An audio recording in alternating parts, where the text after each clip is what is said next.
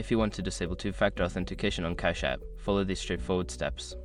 This guide will help you navigate the process easily. Step 1. Open Cash App. Launch the Cash App on your mobile device. Make sure you are logged into your account to access the settings. Step 2. Go to Account Settings. Tap on your profile icon or the account icon located in the upper right corner of the screen. This will take you to your account settings. Step 3. Access Security Settings. Scroll down to find the Privacy and Security section.